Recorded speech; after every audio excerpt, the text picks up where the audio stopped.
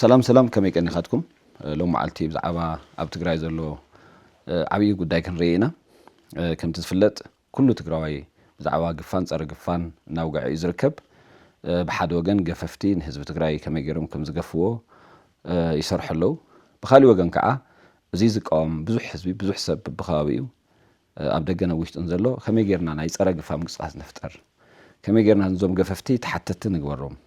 كم يجرنا تمنسي بعلون خلاخل نجبر زبل عبي وراي زلو سلازم بزو قداي كنا وقع زقبا عبي وراي وني اللون حزب تግራይ ዝውስን መልክዕ ሕወሓት بتخክل ዘርኢ ሻዕብያ ማለት ሕወሓት ማለት ሻዕብያ ከም ዝኾነ እውን بتخክل ዘመስክር እዋን ኢና ዘለና ስለዚ ብሓደ ወገን ጸገም እዩ ብኻልእ ወገን ጸጋ እዩ እዚ ብደንብ ኢና ክንሪኦ ዝግባእ ብደንብ ክንሪኦ ተለና ካበይ ንጀምር ዝብል ነገር ሓደ ትግፋን ምንታይ እዮም ዝገፉ ዘለዉ ዝብል እንመን እዮም ዝገፉ ዘለዉ ማዓዝ ከእዮም ዝገፉ ዘለዉ ዝብል ኣበይ ቦታ ይገፉ ዘለዉ ዝብል ነገር ክንሪኦ ዝግባእ ስለዚ ከምቲ ዝገለጽክዎ ትዝገፍሉ ዋና ምኽንያት ግልጽ እዩ እቲ ናይ 2013 ጦርነት ክጅመር ኩልና ኣብ ትግራይ ኢና ነርና እቲ ዝነበረ ሕቶ ኩሉ ትግራዋይስ ክስልጥን ደሪስ መሰልጠኛ ይስእን ነይሩ መሰልጠን ዝሰኣነሉ ተሰሊፉ ናብ መንግስቲ መስሪያ ቤታት ዝኸደሉ ኣሰልጥኑና ኣጋድሉና ዝብለሉ ብጣዕሚ ብዙሕ ህዝቢ ነይሩ ልዕሊ መጠን ዝኾነ ማለት እዩ ሳቶም ኣብቲ እዋን ትመንሰይ ምስ በዝሐ ፈሪሖም ክንቆጻጽሩ ኣይንኽእልን ብዝብል እዮም ተየሰልጠን ወጸኒሖም ዝተወሰኑ ሰባት ሒዞም ዝጸንሕሉ ምኽንያት ማለት እዩ ምኽንያቱ ሽዑ ንትመንሰይ ኣመነውን ተመሊስና ክንቆጻጽሮ ስለ ዘይንኽእል ብዝብል ማለት እዩ ብውጽኢቱ ብዙሕ ሰብ እንተይሰልጠነ ጠፊኡ እቲ ዝነበረ ውግእ እውን ልዕሊ መጠን ዋጋ ክፊሉ ማለት እዩ ብዙሕ መንእሰይ ቁም ነገር ክሰርሕ እናኸኣለ ኣብ ዘለዎ ተቐቲሉ ተረሽኑ ኣደዳ ሻዕብያ ኣደዳ ካልኦት ሓይልታት ኮይኑ ማለት እዩ እዚ ዘርኤካ ኣብቲ እዋን ዝነበረ ምኽንያት ንትሰብ ኣላዒሉ ኩሉ ካብ ጫፍ ናብ ጫፍ ናብ ቀበሌ ናብ ወረዳ እናኸደ ኣጋድሎና ዝብለሉ ኩነታት እዩ ነይሩ እዚ ማንም ሰብ ዝፈልጦ እዩ ኩሉ እውን ቤተሰቡ ኣብ ገዛ ኮይንኩም ከይትሞቱ እዩ ዝብል ነይሩ ንቤተሰቡ ንሕዋቱ ንደቁ ማለት እዩ ስለዚ እዚ ዘርኤና ኣብቲ እዋን ብዝኾነ ይኹን መንገዲ እቲ ፖለቲካዊ ምኽንያት እኹል እዩ ነይሩ ማለት ሰብ ንክጋደል ሂወቱ ንክህብ እኹል ዝኾነ ምኽንያት ተፈጢሩ ነይሩ ማለት እዩ ኣብዚ ሕዚ እዋን በኣንጻሩ እንታይ እዩ ዘሎ ኢልና ንሕሰብ ኣብ ትግራይ ኣብዚ ሕዚ እዋን ኣብ ትግራይ ዘሎ ኩነታት እቲ ፕሪቶርያ ኣፍሪሱ መጀመርያ ንጌታቸው ምሕዳር ጌታቸው ረዳ ድሓር ከዓ ንምምሕዳር ወዲ ወረደ ዓፊኖምዎ እዩ ዝበሃል ዘሎ ዓፊኖምዎ ድማ ይዓፈንዎን ንሪኦ ጉዳይ እዩ ስለዚ ጀነራላት ዝኣኽሉ እናዓፈኑ ንጌታቸው ረዳ እውን መመሓደርቲ ብፕሪቶርያ ኮይኖም እናባረሩ ዝቕተል እናቐተሉ ዝመፁ ናይ ስብሓት ነጋ ሓይልታት ብጣዕሚ ሰፊሕ ተቃውሞ እዩ ገጢሞም ዘሎ ብሓደ ወገን ነዊሕ ዘመን ንመለስ ንስብሓት ነጋ ዘዳለዎ ናይ ሓደ ጸቢብ ዓሌታዊ ሰራዊት እዚ ናይ ምግባር ዓቕሚ ረኺቡ ኣሎ ንገብረ ስላሴ ዝበሃሉ ናይ ኣርሚ 22 ንወዲ ቤተይ ንወዲ መድህን ንፍስሓ ማጁስ እዚኦም ናይቲ ዓሌት መገልገልቲ ወይ ናይቲ ዓሌት ብደም ዝተኣሳሰሩ ብመርዓ ብገበን ዝተኣሳሰሩ እዮም ካሊእ ሰብ የብሎምን ስለዚኣቶም ተወዲቦም ነቲ ካሊእ ፈተና ኮይኖም እዮም እዚ ማለት ግን ትዝገብርዎ ዘለዉ እናገበሩ ክቕፅሉ እዮም ማለት ኣይኮነን ስለዚ እንታይ እዮም ገይሮም ብብኻዊኡ ዝነበረ ምምሕዳር ኣፍሪሶም ናይ ባዕሎም ደቂ ሓፍቶም ደቂ ሓዎም ቤተሰቦም ኣብ ኩሉ ቦታታት ናሾም እዮም ንኣብነት ኣብ መቐለ ዘርኡ ተወልደ ብርሃን ዝበሃል ሓደ ገበነኛ ኣብ ብዙሕ ቦታ ብምዝራፍ ዝፍለጥ ኣብ ጣንቋምልና ሻዕ ዕዳጋ ዓርቢ ዝዘርፍ ዝነበረ ናታቶም ዘመድ ስለ ዝኾነ ጥራሕ ኣብ ትግራይ ኣብ መቐለ መሬት እናሸጠ እናለወጠ ይውዕል ማለት ናይ መሬት ፅሕፈት ቤት ሓላፊ እዩ ይኹን ዳ እምበር ብዘለና ሓበሬታ ንሱ እዚ ዘግብር ሓላፍነት ኮነ እዚ ዘግብር ሞያ ይብሉን እታ ሞያ ሓንተን እያ ምስራቅ ምጭብርባር ምሕሳብ እዩ ማለት እዩ ምስኣቶም ስለዚ እዚ ዘለዓል ኩሉ ምኽንያት እንታይ እዩ እቲ ዓሌታዊ ጉጅለ ኣብ መሰቦ ፋብሪካ ሲኹን ኣብ መሬት ምምሕዳር ሲኹን ኣብ ክፍለ ከተማ ሲኹን ኣብ ቢሮ ሲኹን ንዶክተር ኣማኒኤል ንዶክተር ኪሮስ ጉዑሽ እዚኦም ኩሎም ቶም ናይ ዝርፍያ መሓውር እዮም ብስም ጥዕና ዝመፅእ ዶክተር ኣማኒኤል ይዘርፍ ዶክተር ኣማኒኤል ማለት ከዓ ናይ ጎዛይ ወልዲ ኣረጋይ ወዲ ሓፍቲ እዩ እቶም ምክትላት እውን ከምኡ ቅድሚ ሕዚ ከም ዝገለጽናዮ ንዶክተር ፀጋይ ናይ ንወድን ቤተይ ቤተሰብ እዮም በኣንጻሩ ንዶክተር ኪሮስ ጉዑሽ ምስ ንስብሓት ነጋ ብቐጥታ ብመርዓ ዝተኣሳሰሩ እዮም እዞም ሰባት እዚኦምን ጀነራላቶምን ንወዲ መድህን ንወድን ቤተይ ኮይኖም ህዝቢ ትግራይ ናብ ካሊእ ድከ ዘእትውሉ ምኽንያት تعالتاو ጉጅለ بزلዎ ናይ مزراف ናይ ገበን ድሌትን ታሪኽን እዩ ስለዚ እዚ ከዓ ህዝቢ ትግራይ ስለ ዝፈለጠ ተቃልሲ ንትግራይ ንመሬት ትግራይ ንግዛኣት ትግራይ ንታሪኽ ትግራይ ምንባሩ ተሪፉ ተኡ ዝነበረ ተቃላሳይ ብምሉእ ተደርቢዩ ሕክምና ዘድልዮ ብምሉእ ተግሒፉ ብዘይ መሐከም ማለት እዩ ንዶክተር አማኑኤል ግን መዓት ናይ ኤንጂኦ ገንዘብ እናዘረፉ ኣብቲ ሶሻል ሚድያ እውን ትሪእዎ ነይርኩም ትሰርቅዎ ዘለዎ ገንዘብ ቀሊል ኣይኮነን ንሳቶም ንቤተሰቦም ሙሉእ ዘንብር ኣብ ደገ ዘንብር ኣብ ኣውሮፓ ኣሜሪካ ገንዘብ ናቕመጥ እዮም ዝነብሩ ዘለዉ ኣብ ዱባይ ማለት እዩ ስለዚ ከዓ ኩሉ ትግራዋይ ነቕሕሉ እዩ ኩሉ ትግራዋይ ስለ ዝነቕሐሉ እቲ ዘሎ ቃልሲ ህዝቢ ኣንጻሮም እዩ ኩሉ ትግራዋይ ኣንጻሮም እናተቃለሰ እዩ ዝርከብ ኣንጻሮም እናተቃለሰ ዝርከብ ምዃኑ ዘርኢ እቲ ዘሎ ግፋእ እዩ ህዝቢ ናብ ምግፋፍ ዝኣቱ ዘለዉ ትቅድም ኢሉ 2013 ትግራዋይ ናብ መሰልጠኛታት እናኸደ ዘሰልጥኖ ስእነሉ ብሓደ ወገን ኣብዚ ህዝቢ እዋን ግን ንሳቶም ተጋደል ኢሎሞ ሰብ ዝስእንሉ ምክንያት እቲ ፖለቲካዊ ቅቡልነት ስለ ዘይብሎም እቲ ፖለቲካዊ ውድቀት ስለ ዘሎ እዩ እቲ ሰብ እውን ከይዱ እዞም ሰባት እዚኦም ንደብረፅዮን ንፈትለወርቅ ናይ ስብሓት ነጋ ጉጅለ ናይ ኢሳያስ ጉጅለ ምዃኖም ናይ ሻዕብያ ጉጅለ ምዃኖም ናይ ሻዕብያ ልኡኻት ምዃኖም ውዕሊ ፕሪቶርያ ዘይቕበሉ ምዃኖም ህዝቢ ትግራይ ካብ ጦርነት ክወፅእ ዘይደልዩ ምዃኖም ኣረጋጊፁ ስለ ዘሎ እዩ ንሳቶም ክመልስዎ ዝደልዩ መሬት እውን የለን ንሳቶም ስልጣን ኣይትኺዶም እምበር ተኽኢሎም እታ ናይ መቐለ ናይ ደጀን ስልጣን ብጣዕሚ ተኽኢሎም ከዓ እታ ናይ 4 ኪሎ ስልጣን ካብ ምድላይ ዝሓለፈ ዝምልስዎ ምዕራብ ትግራይ ይኹን ዝምልስዎ ደቡብ ትግራይ የለን ብግልፂ እውን ተዛሪቦም እዮም እንታይ እዮም ኢሎም ምዕራብ ትግራይ ተፈናቀልቲ ይመለሱ ብፕሪቶርያ መሰረት ክበሃል ተሎ ኖ ንሳቶም ንበይኖም ኣይምለሱን መጀመርያ ውድብ ክትምለስ ኣለዋ ውድብ ተዘይተመሊሳ ዝምለስ ተፈናቀል የለን ኢሎም ባዕሉ ደብረፅዮን ነጊርና እዩ ፈትለወርቅ እውን ነጊራትና እያ ትውድብ እውን ብዝተፈላለየ ልሳናቱ ነጊርና እዩ ስለዚ ናይዞም ሰባት ስልጣን ናይዞም ሰባት ድሌት ኣልፋን ኦሜጋን ስልጣንን ብስልጣን ጌርካ ሰባት ምዝራፍን ዓዲ ምዝራፍን ቢሮታት ተቆፃፂርካ ዓዲ ምዝራፍን ማይ ሃፍቲ ትቆፃፀር ዓዲ ትዘርፍ ጥዕና ቢሮ ትቆፃፀር ዓዲ ትዘርፍ ትምህርቲ ቢሮ ትቆፃፀር ዓዲ ትዘርፍ እዚ ተቀደም ኣብ ኢትዮጵያ ዝገብርዎ ዝነበሩ እዮም ናብ ትግራይ ምፅኦም ነይሩ ማለት እዩ ስለዚ ናይዞም ሰባት እዚኦም ስራሕ ናይ 24 ስራሕ ምዝራፍ እዩ ምዝራፍ ምቕታል ምጭዋይ ዝመሳሰሉ ናይ ገበን ስራሕታት እዮም ስለዚ ቁም ነገር ዘለዎ ናታቶም ዘመድ እኳ እንተሃልዩ ኣብ ከምዚ ዓይነት ስራሕ እዮም ዘእትዎ ካብቲ ንፁህ ስራሕ ውፅኦም ናብ ገበን የእትዎ ማለት እዩ ዶክተር አማኑኤል ጎበዝ ሓኪም ምዃኑ ዝዝረበሉ ምስኡ ዝተምሃሩ ሓኻይም ጎበዝ ከም ዝነበረ ኣብ ዓይደር ይኹን ኣብ ጥቁር ኣንበሳ ማለት እዩ እዮም ዛረቡ ስለዚ ትጉብዝናኦ ግን እንታይ እዩ ኮይኑ ዘሎ ኣብ ምዝራፍ እዩ እኒኦ ማለት እዩ ልክዕ ከምቲ ሓኻይም ኮይኖም ናይ ሰብ ኩላሊት ኣብ ሰሃራ በረኻ ደቂ ድኻ ንሓረዱ ኩላሊት ዝወስዱ እዚ እውን ናይ ህዝቢ ትግራይ ኩላሊት እዩ ዝወስድ ዘሎ ናይ ህዝቢ ትግራይ ብስም ቁስላት ዝመፀ ብስም ሕማም ዝመፀ ብስም ዝተፈላለዩ ሸቕ ፀገማት ዝመፀ ገንዘብ ክዘርፍ ተርእየሎ ማለት እዩ ወፂኡ ኣሎ ሶሻል ሚድያ እዚ ናይ ኩሉ ግዜ ስራሕ ምዃኑ ብዝተፈላለየ መንገዲ እውን እናገለፅናዮ ፀኒሕና ኢና እቲ ቦታ ከመይ ኢሉ እዩ ረኺብዎ ከመይ ንምንታይ ከ ንካሊእ ሓኪም እቲ ቦታ ዘይሰዶ እንተኢልና ዝኩሉ ገበን እናሰርሐ ናይቲ ዓሌታዊ ጉጅለ ናይ ጎበዛይ ወልዲ ኣረጋይ ወዲ ሓፍቱ ስለ ዝኾነ እዩ ካብዚ ወፃኢ ዝኾነ ሰብ ኣብኡ ክነብር ኣይኽእልን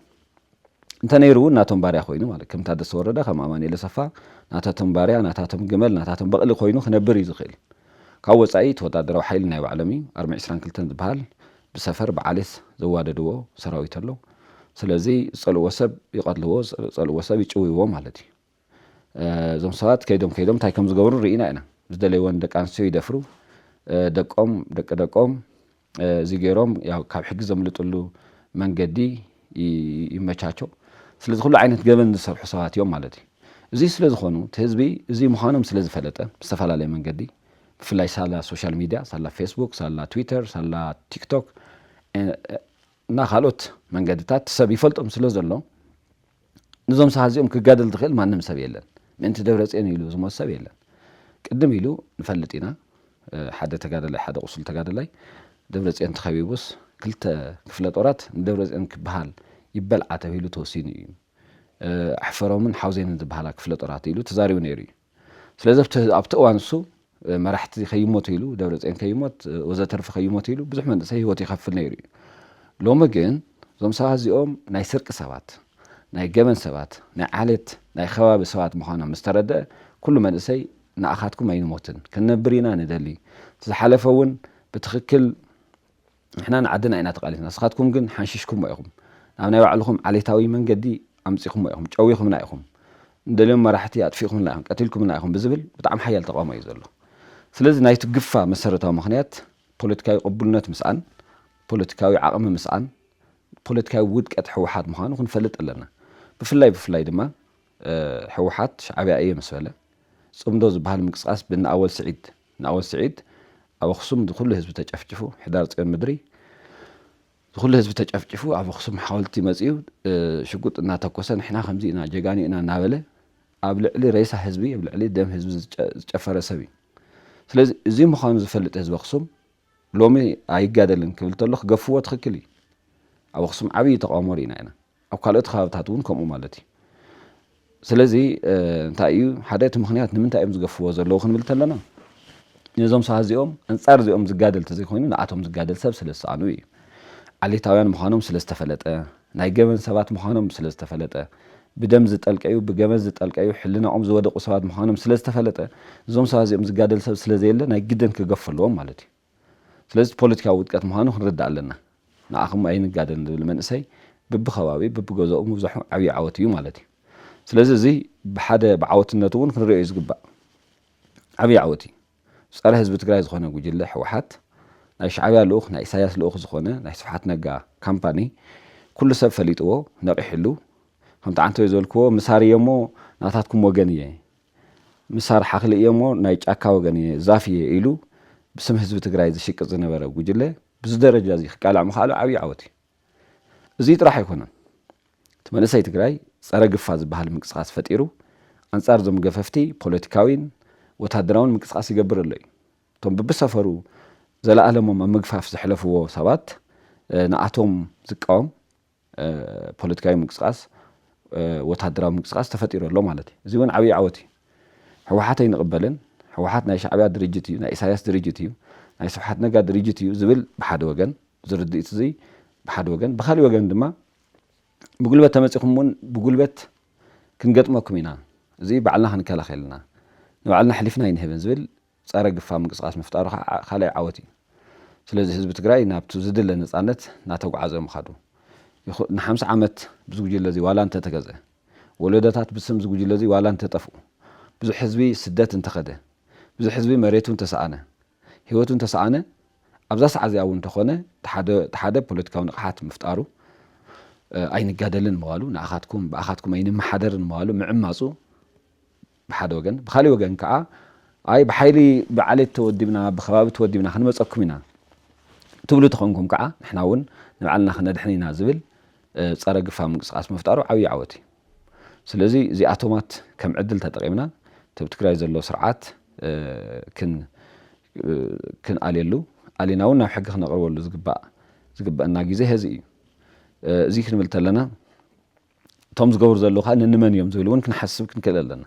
እዚ ዝግበር ዘሎ ብኣውሮኡ ብኢሳያስን ብስብሓት ነጋን ዝምራሕ ጉጅለ እዩ ናይ ፅምዶ ጉጅለ ማለት እዩ እቲ ናይ ፅምዶ ምንቅስቃስ ብኣውሮኡ ህዝቢ ትግራይ ናብ ኤርትራ ዝቕይር ሕወሓት ሙሉእ ብሙሉእ ኣብ ትሕቲ ሻዕብያ ዝገብር ቲዲኤፍ ዝነበረ ኣፍሪስካ ናይ ሻዕብያ ሰራዊት ዝገብር ቲዲኤፍ ቅድሚ ህዚ ክዘርፍ ክገፍፍ ኣይንፈልጥን ህዚ ግን ናይ ባዕሎም ሓይሊ ቲዲኤፍ ኣፍሪሶም ናይ ባዕሎም ሓይሊ ናይ ሻዕብያ ሓይሊ ጣይሾም እቲ ህዝቢ ትግራይ ይሸብርዎ ኣለዉ ደቂ ኣንስትዮ ይደፍሩ ኣለዉ ኣርሚ 22 ዝመርሕ ገብረ ስላሴ ጓሉ ወዲ እዩ ደቂ ኣንስትዮ ደፊሩ ቤት ፍርዲ ልዕሊ ቤት ፍርዲ ኮይኑ ዝረአናዮ ማለት እዩ ንዘውዱ ዝቐተለ ካሊእ እውን ማይ ቅነጣል ሓንቲ ጓል ኣንስተይቲ ከም ዝቐተለ እዩ ዝፍለጥ ካልኦት ገመናት ኣለዉ ብኣንጻሩ ከዓ እዚ ቆልዓ ብናይ ኣቦኡ መኪና ገይሩ ብናይ ኣቦኡ ጦር መሳርሒ ተጠቒሙ እዩ ደቂ ኣንስትዮ ደፈረን ዝቐተለን ማለት እዩ ብካሊእ ወገን ኣቦኡ ስልጣን ረኺቡ እንታደሰ ወረደ ክዕፍን ጌታቸው ረዳ ካብ ስልጣን ክኣሊ ዓብዪ ምንቅስቃስ ዝገብር ሽፍታ እዩ ስለዚ ኣባቱ ዳኛ ልጁ ቀማኛ ከም ዝበሃል ኣቦኡ ኣዛዚ ደቁ ደፈርቲ ኮይኖም ህዝቢ ትግራይ መከራ የርእይዎ ኣለዉ ስለዚ እቶም ስሞም እውን ክንፈልጦም ክንክእል ኣለና ማለት እዩ ፅባሕ ናብ ሕጊ ክነቕርቦም ስለ ዝግባእ ካብ ደብረፅዮን ገብረ ሚካኤል ካብ ፈትለወርቅ ጀሚርካ ሻብ ወዲ ቤተይ ወዲ መድህን ፍስሓ ማንጀስ ዝበሃሉ ዓሌታውያን ናይ ሓደ ዓሌት ናይ ሓደ ጉጅለ ሰባት ዝኾኑ እዚኣቶም እዮም ናይ ህዝቢ ትግራይ ስቃይ ዘናውሑ ዘሎ ማለት እዩ እዚኦም ከዓ ብስብሓት ነጋ ኣቢሎም ናይ ኢሳያስ ኣፈወርቂ ልኡኻት እዮም ስለዚ ውድብ እዚ ካብ ቀደሙ ናይ ሻዕብያ ልኡኽ ምዃኑ እዩ ዘርኢ ኣብዚ ውድብ እዚ ካብ ቀደም ክሻብ ሎሚ ብዝተፈላለየ መንገዲ ተደናጊሮም መሲልዎም ህዝቢ ትግራይ መሲልዎም ዝተቃለሱ ሰባት ኣለዉ እዮም ምንም ሕቶ የብሉን ልዕሊ 90% ብዙሕ ሰብ ኣይፈልጥን እንታይ እዩ ዝበሃል ንጉስ ዝገብሮ ተዝፈልጡሲ ሰባት ኣይመተጋደሉን ይበሃል ሰባት ዝጋደልሉ ምክንያት ጥቁኑዕ ዕላማ እዩ ንህዝቢ ኢሎም ንዓዶም ኢሎም ንመሬቶም ኢሎም እዮም ዝቃለሱ ብካሊእ ወገን ንስብሓት ነጋ ግን እንታይ እዮም ዝገብሩ ነይሮም እቲ ናይ ኢሳያስ ዕላማ እዮም ኣብ ትግራይ ዝፈፅሙ ነይሮም ኢሳያስ ዝበሎም እዮም ዝገብሩ ነይሮም ኢሳያስ ዝደልዮ ነገር ብምሉእ ኣብ ትግራይ ክፍፀም ኣብ ትግራይ ዘሎ ሰራዊት ኣብ ሳሕል ከይዱ ንሻዕብያ ክሞት ሎሚ እውን እዚ ከይኣክል ማለት እዩ ቀደም ዝተገበረ ሕወሓታውያን ብስም ኣጋርነት ንሻዕብያ ዝሞትዎ ከይኣክል እሞ ከዓ ሻዕብያ እናነዓቆም እሞ ከዓ ሻዕብያ ዝጠመየ ሰብ እኳ ኣብቲ 77 ግዜ ኣይንሕልፍ እናበሎም ብኡ ምክንያት ብዙሕ ሰብ ሞይቱ እናሃለየ ፀረ እቲ ህዝቢ እናሃለየ ዓጋመ እናበለ ብዙሕ ሰብ የበሳብ ዋላ እንተነበረ እሳቶም ግን መናእሰይ ናብ ሳሕል ሰዲዶም ናብ ዝተፈላለዩ ከባቢታት ሰዲዶም ብዙሕ ሰብ ንክውዳእ ገይሮም እዮም ብኣውረኡ ግን እዚ ጥራሕ ኣይኮነ እዚ ወታደራዊ ምትሕባር ጥራሕ ዘይኮነስ ብኣውረኡ እቲ ሕወሓት ዝበሃል ድርጅት ናይ ሻዕብያ ወኪል እዩ ሻዕብያ ዝደልዮ ነገር ኣብ ኢትዮጵያ ኮይኑ ክፍፅም ኣብ ቤተ መንግስቲ ብሰዓት እውን 4 ኪሎ ብስም ሻዕብያ ንክፍርም ዝተገብረ ሓይሊ እዩ እንመለስ ዋላ እናሃለ ይኹን ንስብሓት ተዋና ነገር ናይ ሻዕብያ ጉዳይ ምፍፃም እዩ ጉዳይ ፈፀምቲ እዮም ኣምባሳደራት እዮም ሎሚ እውን እንተኾነ ናይዚ መቐፀልታ እዩ ዝግበር ዘሎ ትግራይ እዚ እዩ ዝግበር ዘሎ ርኢና ኢና ህዝቢ ትግራይ ዝተረፎ ነገር የለን ገዛ ንገዛ እዩ ሰብ ሞይቱ ኣብ ዝሓለፈ ናይ ሓዘን ግዜ ዝነበረ ድባብ ብጣዕሚ ሕዘን እዩ በብኸባቢኡ ዝነበረ ብኽያት ዝነበረ ዳስ በብሰፈሩ መሕለፈ ይነበረን ብሰፈሩ ዳስ ተገይሩ መንእሰይ ረጊፉ መኻ መብዛሕትኦም ደቂ 10ታት ደቂ 20ታት እዮም እቶም ዝሞቱ እዚ ዘሕለፈ ህዝቢ ሎሚ ከዓ ተመሊስካ ደብረፅዮን ብዝበሃል ዝኸሸፈ ሰብኣይ ሰብ ክግፈፍ ምግባር ዓብዪ ሓዘን እዩ ግን ከምቲ ዓንተ ዝገለጽክዎ እቲ ደስ ዝብል ነገር ህዝቢ ትግራይ ሕወሓት ማለት ሻዕብያ ሕወሓት ማለት ቀታሊ ገፋፊ ፀቢብ ከባቢያዊ ዘርኣዊ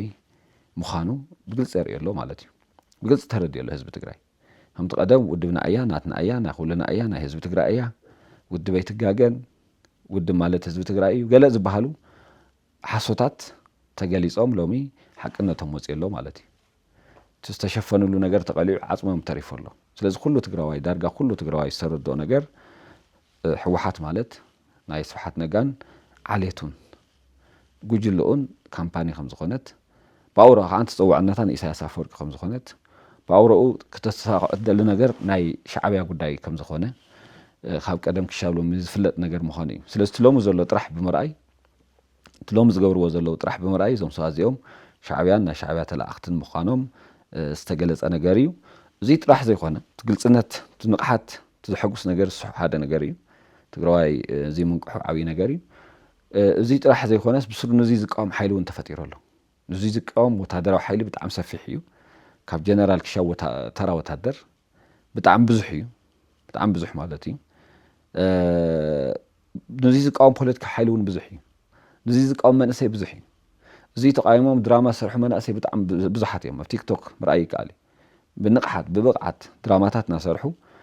ኣይንግፈፍን ንሻዕብያ ኣይንጋደልን ዝብሉ ብዙሓት ስራሕታት እዮም ዝስርሑ ዘለዉ ስለዚ ግዜ ዳ ወዲኡ እምበር መንእሰይ ዳ በሊዑ እምበር ሂወት ሰብ ሃፍቲ ሰብ ዳ በሊዑ እምበር እቲ ህዝቢ በፂሕናዮ ዘለና ንቕሓት ንምብፃሕ ዝተኸፈለ ዋጋ ብሓደ ወገን ዕድላት ከም ዘለዎ ዘርኢ እዩ ስለዚ ዝጉጅለ እዚ ክሰዓር እዩ ዘለዎ በቲ ተፈጢሩ ዘሎ ፖለቲካውን ወታደራዊ ንቕሓት ተስዒሩ ናብ ሕጊ ይቐርብ ዘለዎ እዚ ዓሌታዊ ጉጅለ እዚ ዝኾኑ ሰባት ጥራሕ ዝውክል ዝኾኑ ረብሓታት ጥራሕ ዝውክል እዞም ሰባት እዚኦም ቢሮታት ዘሪፎም ቢሮ ትግራይ ወረዳታት ዘሪፎም ማዓድን ትግራይ ዘሪፎም መንእሰይ ትግራይ ሸይጦም ኣብ ሱዳን እንተይተረፈ ማለት እዩ ንኣልቡርሃን ብዶላር ዝሸጡ ሰባት ንፍሳማንጆስ ንጀነራል ሙዘይ ዝበሃል ኣብ ሱዳን ዘሎ እዚኣቶም እዮም እቶም ናይ ገበን ሰባት ማለት እዩ እቶም ኣብ ኣሜሪካ ዘለዉ እውን እዚ ጦርነት እዚ ክጓሃር እዮም ዝድግፉ ዘለዉ ስለዚ እዚኣቶም ናብ ሕጊ ብዘለዎ ኣሜሪካ እንተልዮም ኣብ ኣሜሪካ ኢትዮጵያ እንተልዮም ኣብ ኢትዮጵያ ኮይኖም ናብ ሕጊ ዝቐርብሉ ኣግባብ ክፍጠር ኣለዎ እዚ ከዓ ዓብዪ ቃልሲ ክንገብር ኣለና ብቢ ዘለናዮ ማለት ብቢ ዝኽኣልናዮ ክንቃለሶም ክንክእል ኣለና ትግራይ ካብ ኢዶም ኣውፂና ናብ ኢድ ሕግን ፍትሕን ክነውፅእ ኣለና ኣብ ትግራይ ልዕልነት ሕጊ ልዕልነት ስርዓት ልዕልነት ፍትሒ ልዕልነት ኢኮኖሚ ልዕልነት ቴክኖሎጂ ዝሰፍነሉ ኩነታት ፈጢርና እቲ ኣደዳ በረኻ ኣደዳ ዓሳ ዝኾን ዘሎ መንእሰይ ኣብ ዓዱ ዝነብረሉን ዝኸብረሉን ኩነታት ክንፈጥር ኣለና ስለዚ ብሓፈሻ መልእኽተይ ንምዝዛም ክልተ ነገር ይኽብል ዝኽእል ብሓደ ወገን እቲ ህዝቢ ትግራይ ዘርእዮ ዘሎ ንቕሓት ነታ ውድብ ምፍላጡ እታ ውድብ ናይ ሻዕብያ ምዃና ናይ ጽምዶ ምዃና ናይ ኣወል ስዒድ ምዃና ናይ ኢሳያስ ኣፈወርቂ ምዃና ፈሊጡ ኣይናይናን ዝብል ስምዒት ሕዲሩ ዝነበሩ ደቁ ካብቲ ምግዳል ኣውፂኡ ናብ ናብራኦም ክምለሱ ገይሩ እንታይነታ ፈሊጡ ኣፍሊጡ ምንባሩ ዓብዪ ናይ ፖለቲካ ዓወት እዩ ዓብዪ ናይ ንቕሓት ምልክት እዩ ብኻሊእ ወገን ከዓ እዚ ጉጅለ እዚ በለፀኛ ሓይሊ ስለ ዝኾነ ፀቢብ ሓይሊ ስለ ዝኾነ ናይ ባዕሉ ፀበብቲ ሰባት ኣኻኺቡ ንኩሉ ትግራዋይ ክዘርፍን ክደፍርን ክገፍፍን ኣብ ዝሓስበሉ ግዜ ፀረ ግፋ ዝብል ምንቅስቃስ ወታደራውን ፖለቲካውን ምንቅስቃስ ተፈጢሩ ህዝቢ ትግራይ ካብ ውሽጣዊ ወረርቲ ዝከላኸለሉ ኩነታት ምፍጣሩ ዓብዪ ዓወት እዩ እዚ ተጠናኺሩ ክቕፅል ኣለዎ ኩልና ዝኽኣልናዮ ክንገብር ኣለና እዚ እንተጌርና ኢና ፅባሕ ትግራይ ኩልና ብሰላም ንነበረላ ቆልዑ ተወሊዶም ዝዓብዩላ ቆልዑ ተወሊዶም ዝመሃሩላ ሰባት ነጊዶም ዝህፍቱም ለዓዲ ክትኮን ትኽእል ማለት እዩ ካብ ወፃኢ ብቲ ናይ ደብረፅዮን መንገዲ ናብ ናይ ኢሳያስ መንገዲ ናብ ናይ ሳዋ መንገዲ ናብ ናይ ጥፋት መንገዲ ኢና ንኸድ ዘለና ብርግፀኝነት ከዓ ኣብቲ ባነራት ከም ዝረአ ዘሎ እቲ ለውጢ ዝደሊ 99% እዩ እቶም ዓፈንቲ 1% ኣይመሉን እቶም ዓሌታውያን ጉጅለ ማለት እዩ 1% ኣይመሉን ስለዚ ድምፂ እዚ እናተጠራቐመ ንሓይለ እንትኸይዱ እቲ ብዝኾነ ኣጋጣሚ ሒዞምዎ ዘለዉ ጠመንጃ ካብ ኢዶም ወፂኡ እዞም ሰባት ናብ ሕጊ ዝቐርብሉ ኩነታት ክፍጠር እዩ ስለዚ እዚ ከም ዕድል ተጠቒምና ኣብ ትግራይ ለውጢ ክነምፅእ ይግባእ እየ ዝብል ስለ ዘዳመፅኩምኒ ይቐኒለይ ሰላም